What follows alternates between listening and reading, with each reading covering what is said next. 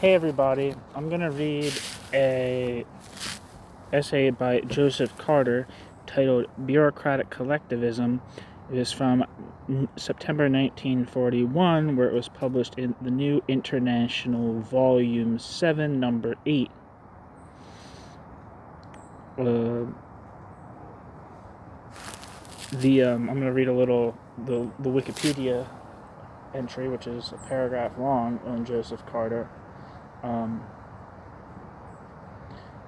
Before I continue to read, I want to read the essay itself. Joseph Carter, 1910 to 1970, was the pseudonym of Joseph Friedman, a founding member of the American Trotskyist movement. Friedman was expelled from the Young Communist League, the youth wing of the Communist Party of America, in 1929 for his Trotskyist sympathies.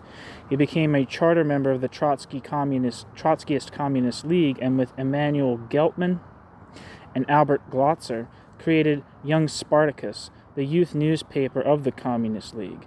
Friedman was the original editor of Labor Action, the official organ of the Workers' Party, the organization established by James Burnham, Max Shachtman, Martin Abern in April 1940, following their departure from the Socialist Workers Party.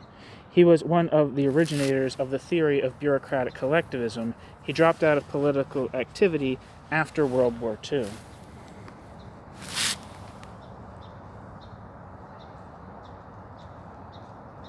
Okay, so now we're going to read the essay. Hitler's invasion of Russia brought sharply to the fore the conflicting views in the Workers' Party on the class character of the Soviet Union. Until then, those holding diverse positions on this question were all united by a common conception of the reactionary character of Russia's role in the Second World War and common political conclusions. However, the new turn in the war once again raised the problem: is Stalin conducting a progressive or reactionary war? Shall we retain our position of revolutionary opposition to all the camps in the Second World War, become supporters of Russia in the war? For our party, these questions necessarily raise the fundamental problem of the class nature of the Soviet Union. Only on this basis can we establish clear and consistent criteria for deciding the character of Russia's war and our political tasks. Even more, the dispute on this question has already revealed confusion and uncertainty on fundamental concepts of Marxism, which far transcend in importance the, quote, Russian question, end quote, itself. There is little doubt that in this problem, as in other matters, our generation of Marxists has failed to analyze adequately the new phenomena of our time, to examine critically our old doctrines in the light of new experiences, to revise views found wanting, and thus failed to prepare ourselves for the rapidly moving events and tasks. Not only have the old movements failed, but the new movement for the Fourth International has likewise not met the theoretical and practical test which the social crisis and the war have created. It is imperative that this fact be frankly acknowledged, so that, starting from a clear recognition of the existence of a crisis of Marxism, for it is nothing less than that, we can proceed collectively to reevaluate our old views and thus sharpen the theoretical and practical instruments indispensable for socialist victory. So far as the present author is concerned, the basis of such re-examinations remains the great scientific teaching of Marx and Engels, which, employed in the critical spirit advised by the masters themselves, alone furnish the guide for our present needs and for working-class emancipation.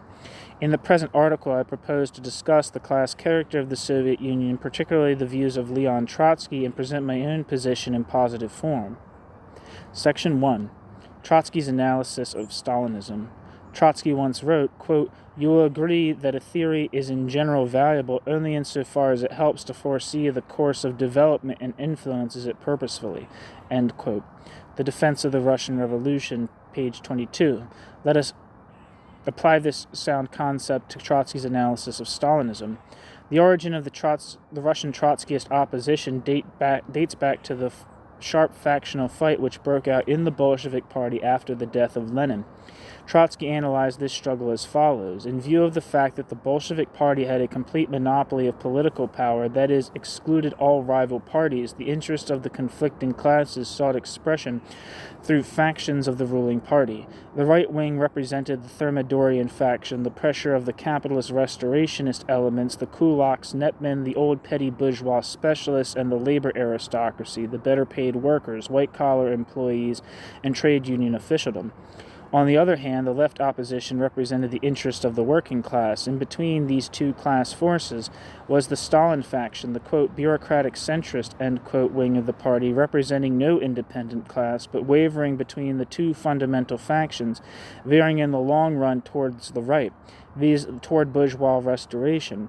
The defeats of the Western European socialist revolution strengthened both the right and the center. These two united against the left on the basis of, quote, socialism in one country alone, end quote.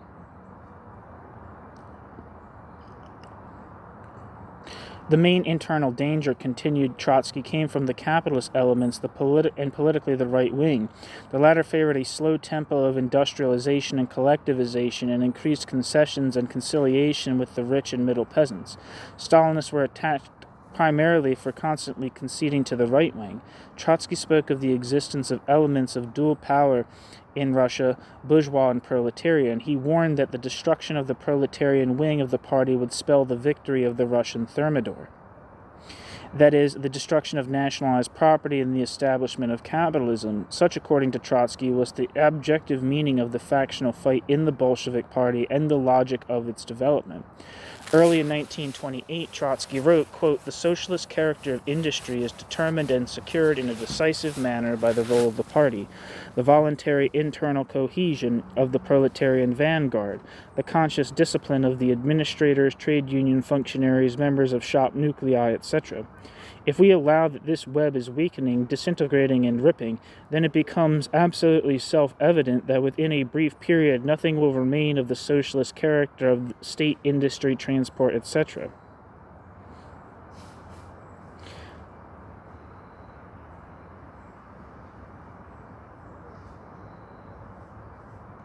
The trust and individual factories will begin living an independent life. Not a trace will be left of the planned beginning so weak at the present time. The economic struggles of the workers will acquire a scope unrestricted save by the relation of forces.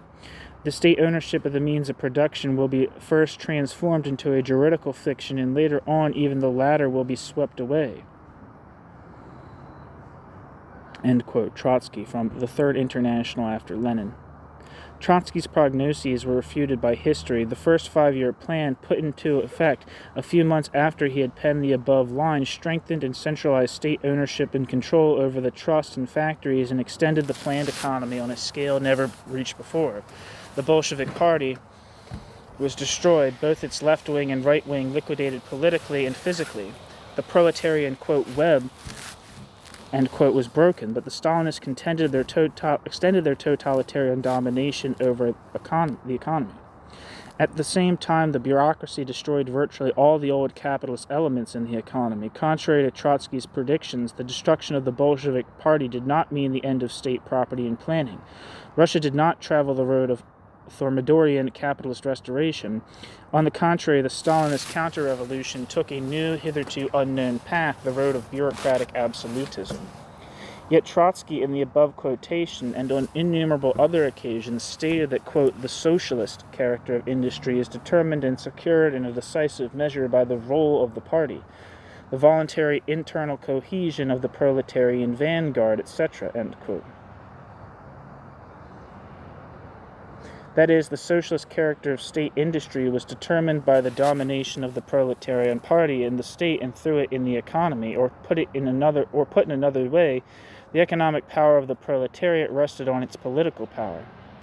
Confronted by the unexpected development of the destruction of the political power of the working class and the strengthening of state property and planning, Trotsky faced the dilemma either to maintain his old criterion and affirm that Russia is no longer a worker state and its economy no longer, quote, socialist, end quote, or to revise completely the Marxist conception of the worker state. He chose the latter course, thereby abandoned the Marxist view which he had held until then. He then affirmed that it was the state-owned character of property which determined the socialist character of the economy and the proletarian nature of the state. The bureaucracy's expropriation of political power of the working class, he added, only signified that Russia was a, quote, degenerated, end quote, worker state politically dominated by a Bonapartist bureaucracy. Unfortunately, Trotsky never subjected his old analyses to a thorough critical examination. He never sought to explain why, contrary to his predictions, Russia did not travel the Thermidorian capitalist road of counter-revolution, even though the political power of the working class was destroyed.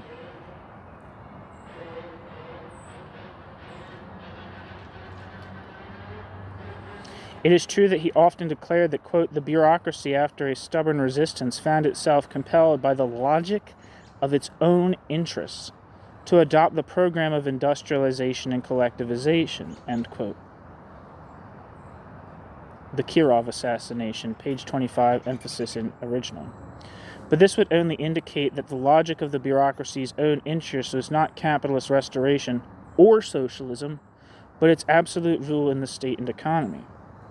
And in this respect was the right wing of the Bolshevik party, the, quote, Thermidorian, end quote, faction. Here again, Trotsky never re-examined this question in greater detail. However, he did write in 1938, quote, the latest judicial frame-ups were aimed at as a blow against the left. This is true also of the mopping up of the leaders of the right opposition, because the right group of the Bolshevik party, seen from the viewpoint of the bureaucracy's interests and tendencies, presented a left danger. End quote.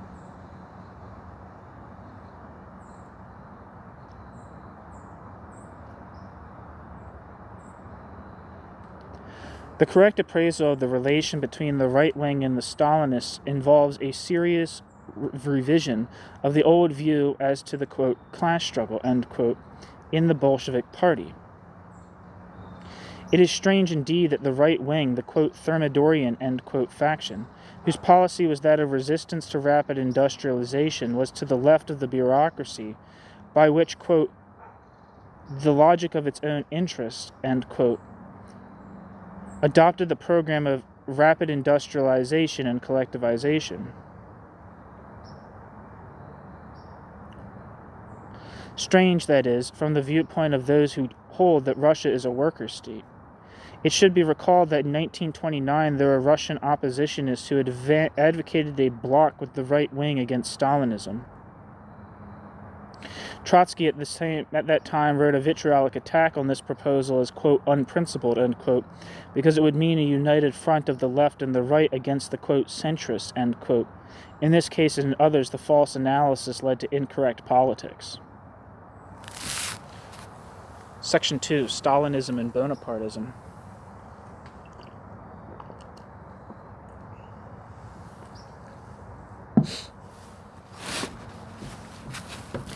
Trotsky defended his new position that the Stalinist state is a worker state, though the working class has no political power, by citing the bourgeois Bonapartist regimes.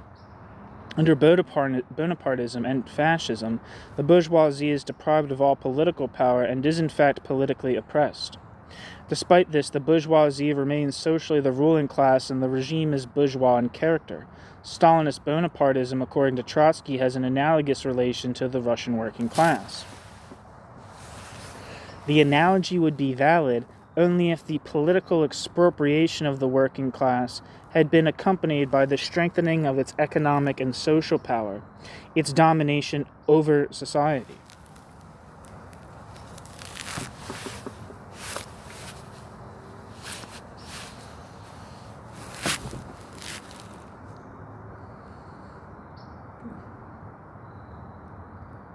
Such was the case under all Bonapartist regimes. The political expropriation of the bourgeoisie was accompanied by, or more exactly, was the precondition for strengthening the bourgeoisie's economic and social power.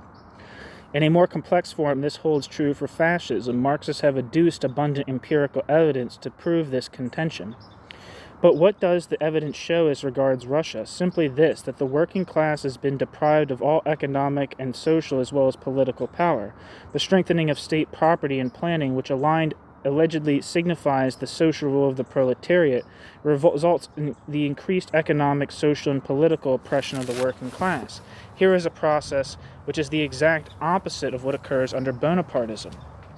By his analogy, however, Trotsky revealed an important methodological error which permeates his writings on Stalinist Russia. In seeking to explain the different possible forms of working-class rule by citing the diverse forms of bourgeois rule, Trotsky failed to give adequate recognition to the decisive qualitative differences between proletarian and bourgeois rule. In other contexts, for example, in his theory of the permanent revolution, Trotsky proceeded from the basis of the totally new character of proletarian rule as compared to all previous class rule. To wit, the working class must first conquer political power and through its own state organize the economy.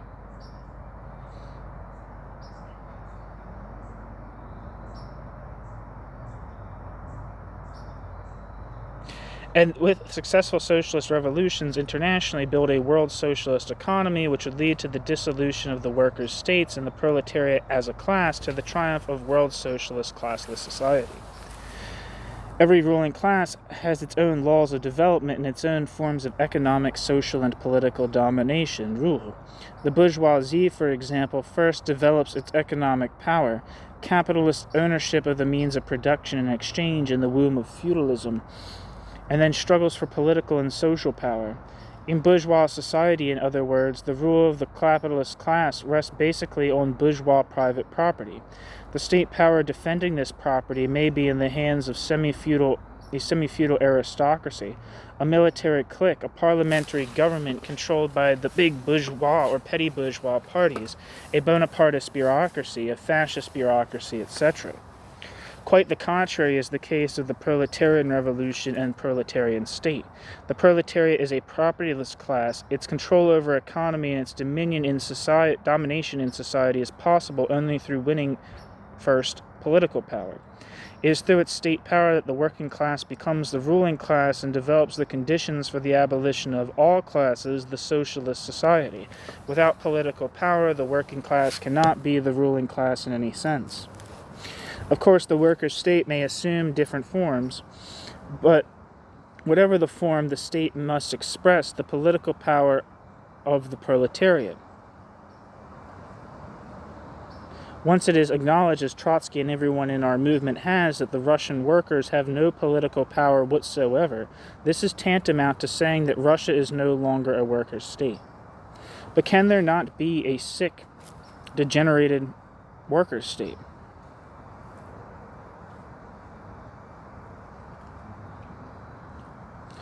But can there not be a sick, degenerated workers' state?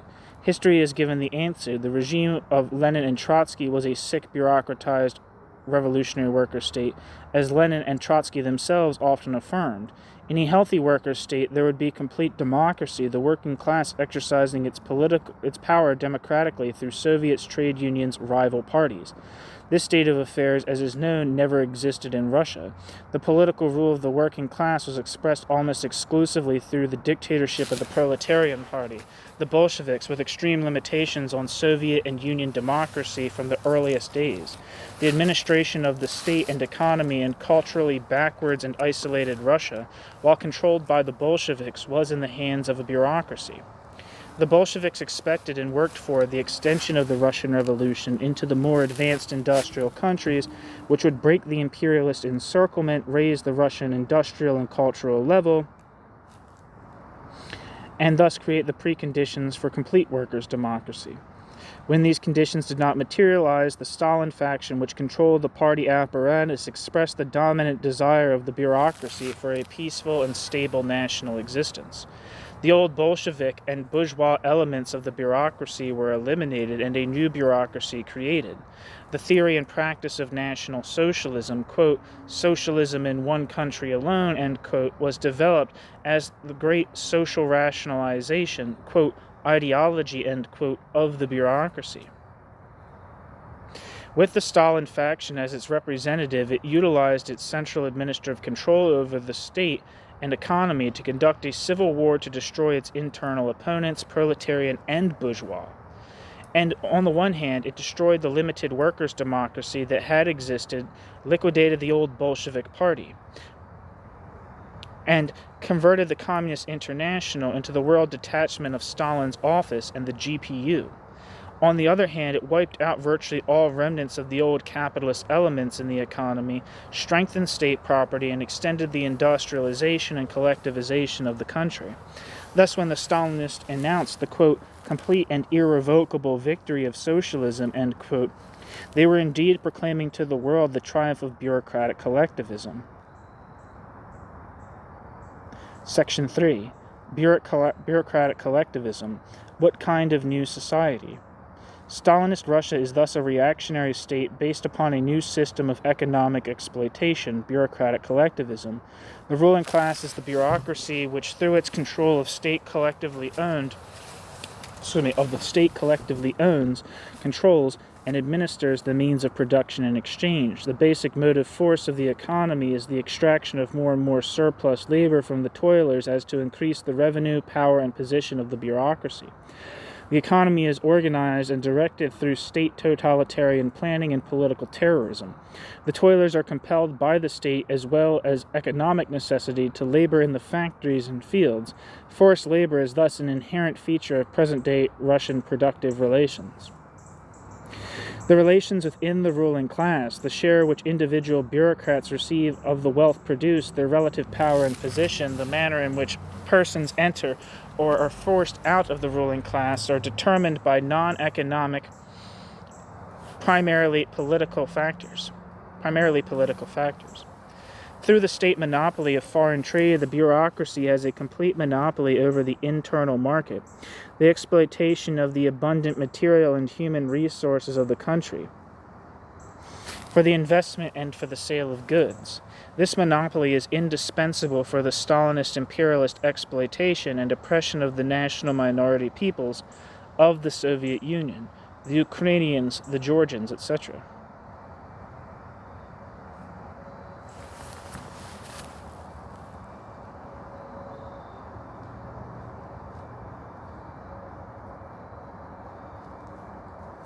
While bureaucratic collectivism has succeeded in raising the industrial level of the country, its productive relations are tremendous obstacles to the real growth of the social productivity of labor, the raising of the living standards of the masses,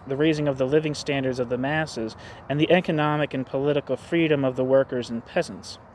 Despite the organizational advantages of state-owned monopoly of social property and the vast internal market and totalitarian planning, aided by the importations of advanced capitalist technique, Stalinist Russia has experienced a growing decline in the annual rate of increase of industrial output and an increasing disproportion between the income of the bureaucracy and the new, quote, new intelligentsia, end quote, on the one hand, and the income of the mass of workers and peasants on the other. In recent years, the yearly rate of increase of industrial production has been, according to official figures, only twice the rate experienced under Tsarism. The terroristic regime, which is an integral part of bureaucratic planning, the bureaucratic productive relations, leads to constant disruptions in production, disproportions in the output of the various industries dependent upon one another, and therefore large-scale economic waste, low efficiency of production. The constant purges of the bureaucracy leads to vast disruptions of planning and production. The low wages, speed up, and poor housing have led to such large turnovers of labor despite laws restricting labor mobility, that far stricter laws carrying penalties, including death sentence, had to be proclaimed to maintain production.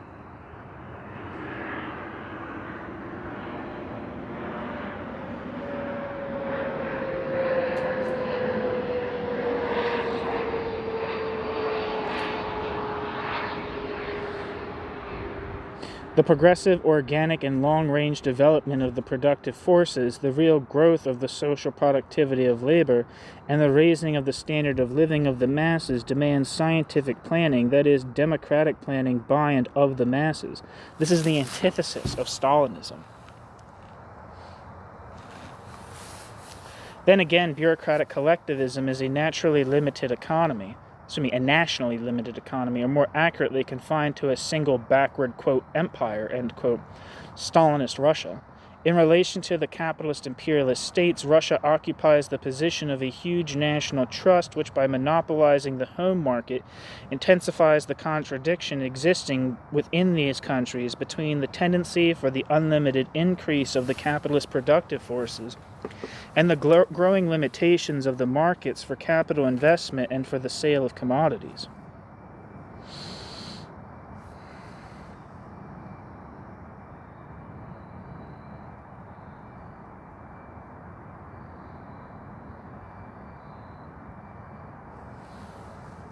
From the standpoint of Russian industrial and cultural development, the overthrow of world capitalism is an indispensable condition for the liberation of its own nationally confined productive forces, so that it could benefit fully from advanced Western technique and take its place as an integral part of a progressive world economy. Here also, bureaucratic collectivism, Stalinism, reveals its socially reactionary character and its role as an assistant of outlived capitalist imperialism in the task of destroying the independent working class movement for socialism. Thus, from the day of its birth, the new Stalinist society is a reactionary obstacle to the development of Russian and world society toward socialist freedom and security. From a historical viewpoint, Russia has taken a bastard path backward from the regime established by the Bolshevik Revolution. It is from the start torn by contradictions and antagonisms which exclude its assuming a progressive road comparable to early bourgeois society. It arrives on the scene of history as an expression of world social reaction at a time when the world economic conditions already exist for a great leap forward from class exploitation to socialist freedom and plenty, and when the working class is the only social power which can bring about the progressive transformation of society. The class-conscious workers have no interest in common with the new system of exploitation and oppression, bureaucratic collectivism. In wartime, as during the peace, revolutionary socialists must not give any support to the Stalinist state. Our task is that of awakening the working class to socialist struggle against bureaucratic collectivism, fascism, and democratic imperialism, and for working class power and socialism.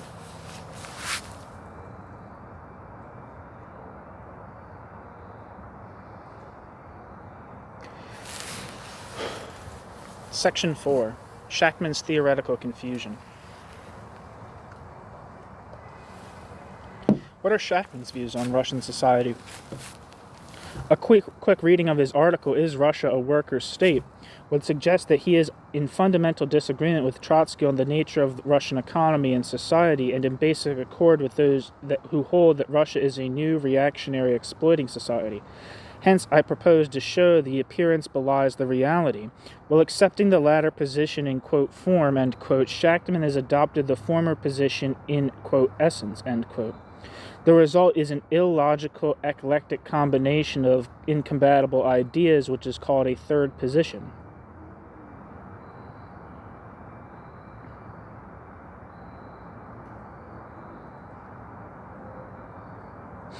Let us see.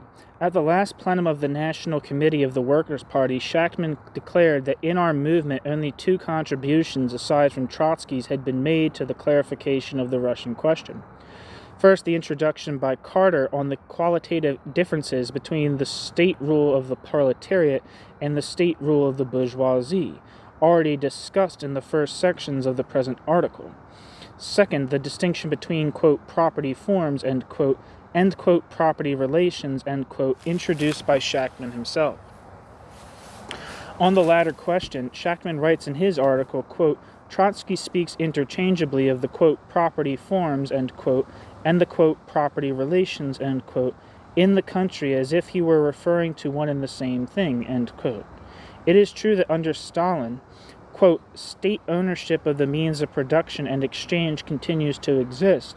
However, what is crucial are not the property forms, i.e. nationalized property, whose existence cannot be denied, but precisely the relations of the various social groups in the Soviet Union to this property, i.e. property relations, end quote. The state owns the property, but the bureaucracy controls the state, and is, quote, the ruling class of an unstable stable society which is already a fetter on economic development, end quote.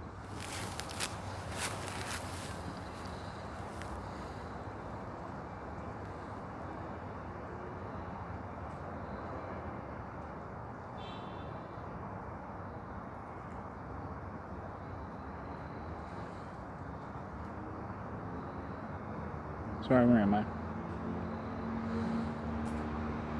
Thus summarized, it would appear that there is complete agreement between Shachtman and those who declare that Russia is a reactionary bureaucratic collective state.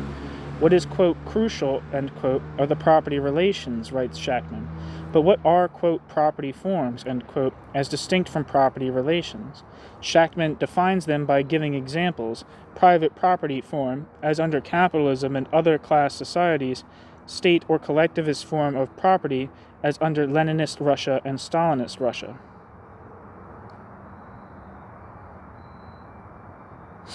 Now, it is true that Trotsky identified Russian state property, the, quote, property form, end quote, with the property relations established by the Russian Workers' Revolution.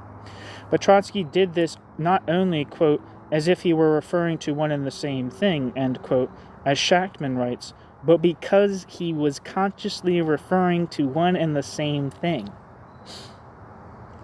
In other words, his error was not terminological, a confusion of phrases, but an error in analysis. When Marxists speak for the, quote, when Marxists speak of the, quote, form of property, end quote, they invariably mean the social form of property, that is, property relations, as feudal form of property and economy, capitalist form of property and economy, socialistic transitional form of property and economy, etc.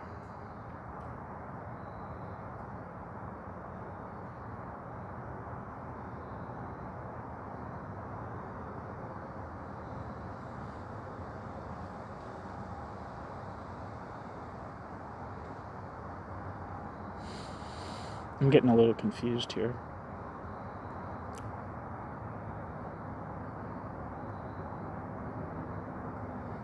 That's good. Confusion's good. Confusion is when your intellectual capacities grow.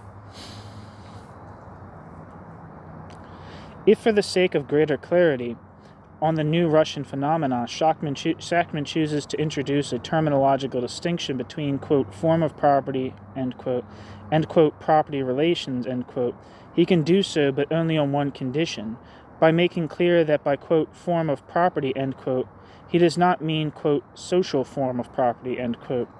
Otherwise, the result is not clarity but confusion. Otherwise, property forms are property relations. If property forms are to be distinguished from property relations, then the only meaningful distinction is that between the general manner in which property is owned, privately or through the state, and who owns the property.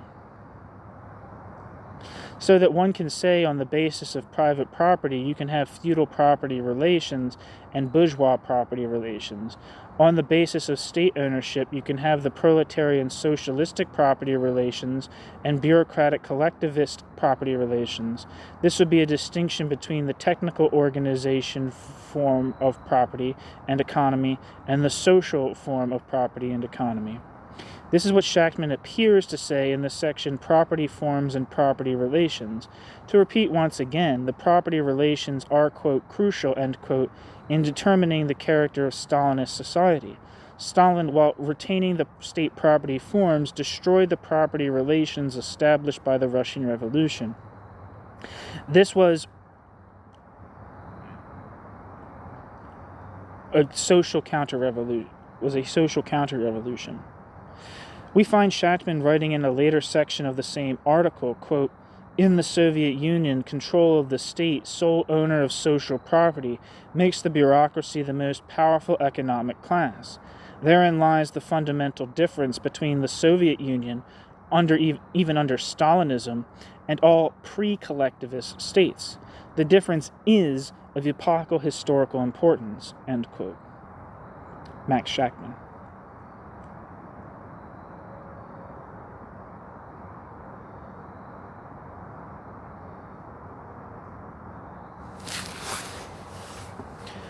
Shachtman, of course, did not mean to write that the fundamental difference between, quote, the Soviet Union, even under Stalinism, end quote, is that the bureaucracy is the most powerful economic class, for he does not hold that this was so in Leninist Russia. But this error in composition, due to hasty writing, has a deeper significance. Without submitting it to Freudian analysis, it is clear from the context of the entire section that Shachtman sides back to Trotsky's view on the, quote, epochal historical importance, end quote, of present-day Russian society. That despite his lengthy polemic with Trotsky on property forms and property relations, he considers that Stalinist Russia is a socio-economic continuity of the economic system under Lenin, a continuation of the progressive economy transitional from capitalism to socialism established by the Russian Revolution.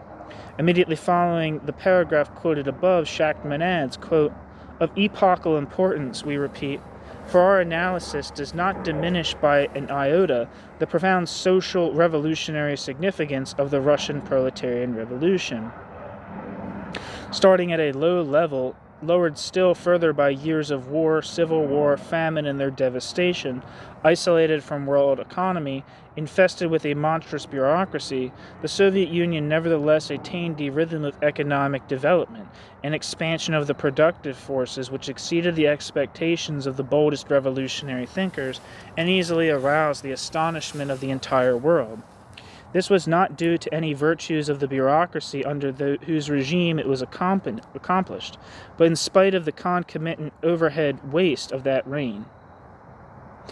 Economic progress in the Soviet Union was accomplished on the basis of planning and of the new collectivist forms of property established by the proletarian revolution, end quote.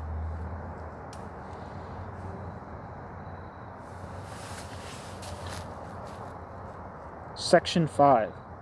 And this is the last section. No, it's not the last section. Damn it.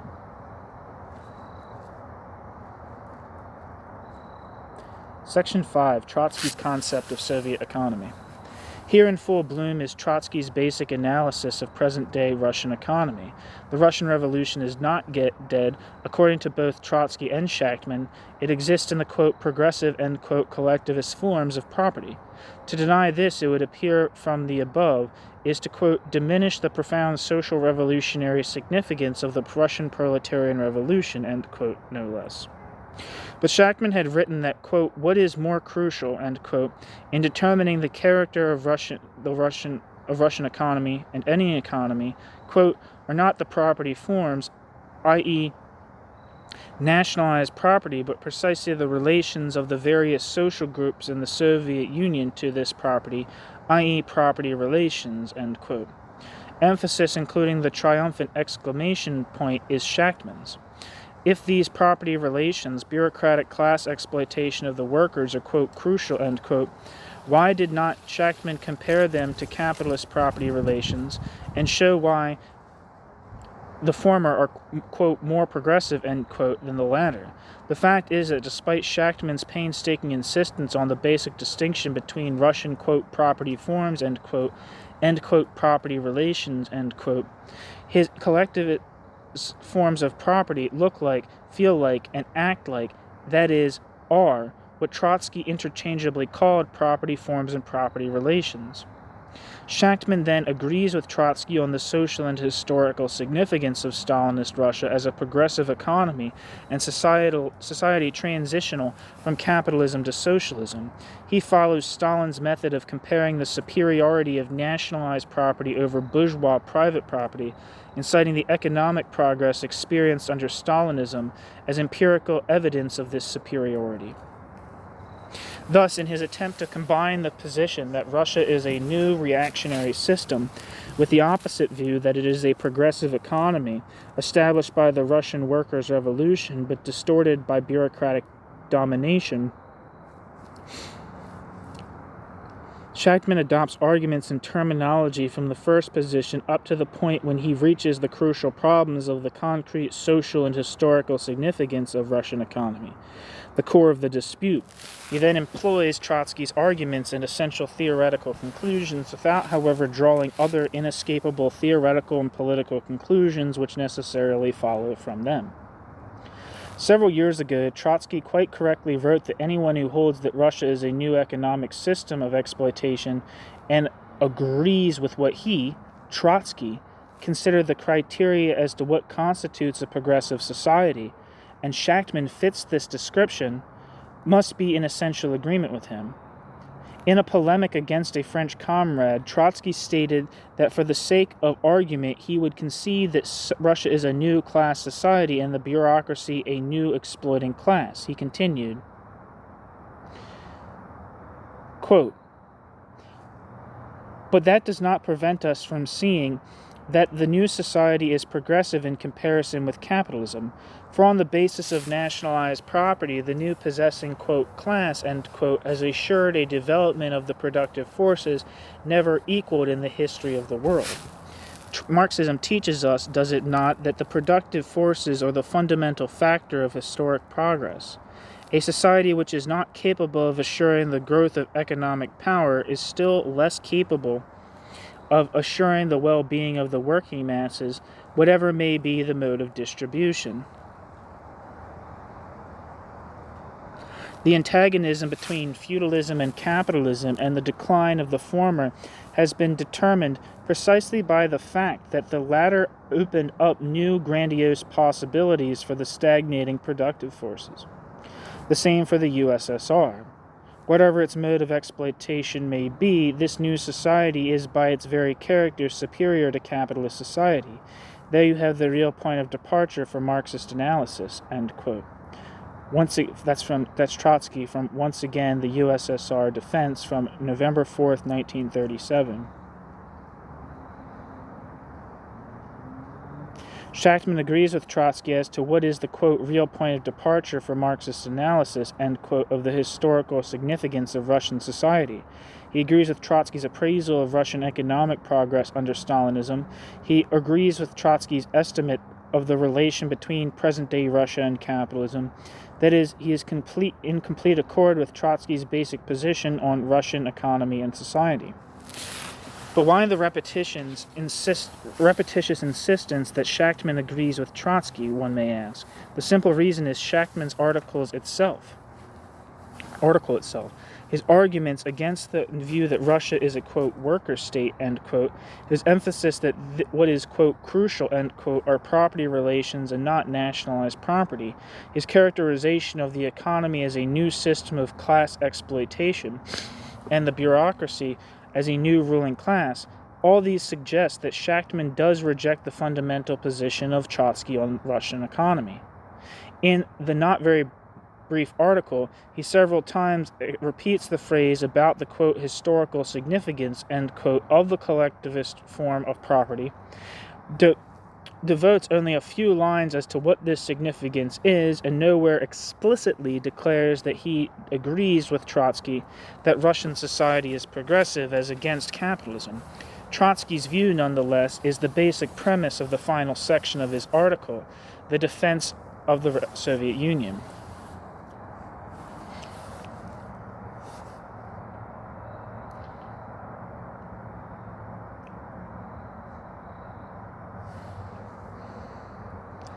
Section 6. The basic contradiction of Shachtman. Shachtman writes that, quote, the theory that Soviet economy is progressive and therefore the wars of the Stalinist bureaucracy against a capitalist state are by some mysticism correspondingly and universally progressive is thus untenable, end quote. Note that Shachtman here does not commit himself on the question of whether or not, quote, Soviet economy is progressive, end quote. He is saying, even if Soviet economy is progressive, it does not follow, etc. He continues, when Russia fights a war which corresponds to the interests of the international socialist revolution, we will defend Russia just as we defend a similar progressive war of a colonial country. If it wages a reactionary war, we'll be revolutionary anti-war oppositionists. We would become defensist in the present war should its character change, quote, into a struggle of the imperialists to crush the Soviet Union, when the interests of the world revolution would demand the defense of the Soviet Union by the international proletariat, end quote. Why? Because a victory of the imperialists would A. reduce Russia to a colony for capitalist investment, B. destroy nationalized property. Shachtman adds, quote, in these considerations, too, the historical significance of the new collectivist property, quote, in these considerations, too, the historical significance of the new collectivist property established by the Russian Revolution stands out clearly. Such a transformation of the Soviet Union as triumphant imperialism would undertake would have a vast and durable reactionary effect upon world social development, give capitalism and reaction a new lease on life, retard enormously the revolutionary movement, and postpone, for we don't know how long, the introduction of the world socialist society. From this standpoint, and under these conditions, the defense of the Soviet Union, even under Stalinism, is both possible and necessary, end quote. Max Shachtman. There you have, in most graphic language, Shachtman's conception of the place of the new bureaucratic exploiting society in contemporary world politics and economics. What importance then have the lengthy discourses on property forms and property relations, new exploiting economy, and new bureaucratic ruling class for one who holds these traditional conclusions of our movement on the significance, the meaning, the place of Russian society in, quote, history, end quote, and in the present-day world? None whatsoever.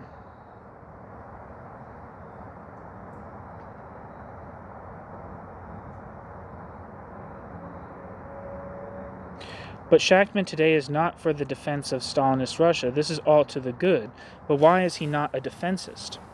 When comrades agreeing with Shachtman's article, as for example Lund, today quote it against him, his answer is simple. The character of the war is not changed. Russia is a junior partner of the imperialist democracies, just as we subordinate the defense of the national independence of Ethiopia in the present war, again because Ethiopia is a tool of Anglo-American imperialism, so we subordinate defense of the, quote, progressive, end quote, Russian collectivist property. This is mere sophistry. Would the defeat of Ethiopia in the present war have as its consequence the opening up of a long reactionary epoch of world reaction which, according to Shachtman, would follow a defeat of Russia? Obviously not. Or does Shachtman hold that such a heavy blow at world socialism, such as he depicts in his article, would not be the result of a Russian defeat in the present war because Stalin is aligned to Anglo-American imperialism?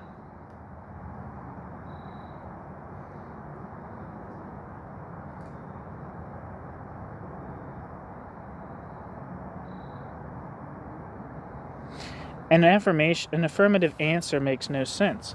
If Shachtman's view on the significance of Stalinist Russia is true, then the consequences he forestalls would follow in any major war with the capitalist imperialists in which Stalin is engaged and defeated. There is no escape from this conclusion once Shachtman's false premises are granted. It should be added that Shachtman's analogy between backward colonial Ethiopia or China and his, quote, progressive collectivist, end quote, imperialist Russia is also false from another viewpoint. We defend Ethiopia and China against imperialism because we are for its national independence. However, when Ethiopia is involved in the present war, it loses national independence to Anglo-American imperialism. The same would be the case with China if the war in the Far East becomes an integral part of the Second World War. In other words, that which we are fighting for, the national independence of the colonial people, is no longer involved in the war, has already been destroyed. The contrary is the case with Russia. Stalin, in his alliance with the imperialist democracies, has not given up nationalized property, i.e., what Shachtman wants to support. A Russian victory in the war does not necessarily mean the destruction of Shachtman's, quote, progressive, end quote, collectivist form of property. That is precisely what Stalin is fighting for, since that is the basis for his class rule.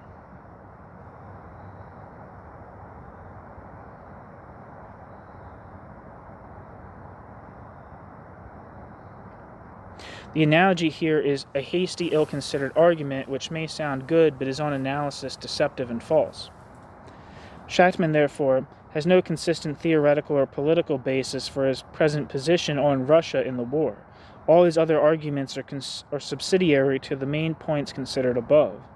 Once Trotsky's fundamental position on the significance of Russian economy and society is accepted, as Shachtman does, and I do not, his basic theoretical and political conclusions necessarily follow. But the re-evaluation of the Russian question, the establishment of clear and consistent criteria for revolutionary politics on Stalinist Russia, requires the rejection of Trotsky's position along the lines indicated by those who hold that Russia is a reactionary, bureaucratic collectivist society.